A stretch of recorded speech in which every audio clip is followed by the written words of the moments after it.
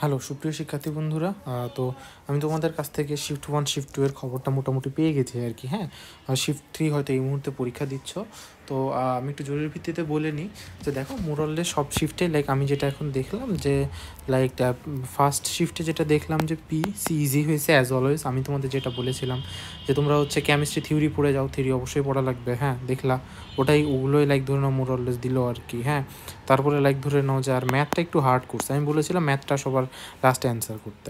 So পিসি easy আসছে যেহেতু, তো মোটামুটি আমি ধরে নিলাম যে এখানে হচ্ছে তোমার 25 এখানে এত, আর এখানে লাইক ধরে নাও তুমি মোটামুটি 10টার মতো লাইক অ্যান্সার করলে তোমার উচিত মোটামুটি 60টার মতো অ্যান্সার করা। হ্যাঁ, বাট তুমি যদি এখন 60-এর মধ্যে মোটামুটি যদি তুমি 50টার মতো অ্যান্সার করতে পারো, দেন লাইক ধরে নাও যে তোমার তুমি শিওর থাকতে পারো। হ্যাঁ, আর কাট অফ হইতেছে তোমার এই যে এরকমে যাবে যে 45 অ্যারাউন্ড 45 হইতেছে কাট অফ থাকবে। এটা হচ্ছে একদম সিম্পল কথা, আমি খুব বেশি পেঁচাবো না। আর শিফট 2 এর কেসে যেটা দেখলাম সেটা হচ্ছে তোমার যে ফিজিক্স আছে, কেমিস্ট্রি আছে, তো এটাও মোটামুটি দেখলাম যে এভারে আছে, বাট ম্যাথটা এই শিফটে একটু হার্ড করছে। সো আমি এখন এখান থেকে যেটা বুঝলাম যে এখানে মোটামুটি কাট অফ 47-এর মতো যেতে পারে আর কি।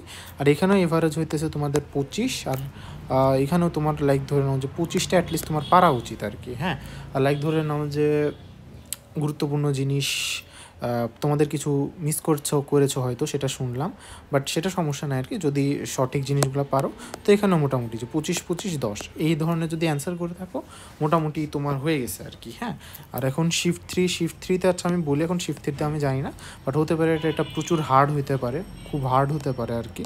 হ্যাঁ, খুব হার্ড হতেও পারে, আমি শিওর না এখনও, বাট যদি হয়ে থাকে আর কি। হ্যাঁ, তাহলে এক ধরুন আমি তোমাদের কাছ থেকে শুনে আবার তোমাদের জানাই দেবো। বাট যদি খুব হয়ে থাকে তাহলে তোমরা মোটামুটি ধরে রাখো যে তোমাদের কাট অফ হইতেছে 40 থেকে 35-এর মধ্যে যাবে। হ্যাঁ, আর তোমরা হয়তো এভারেজ অ্যান্সার করবে হচ্ছে 45টা, এটা আর কি যদি খুব হার্ড হয়ে থাকে।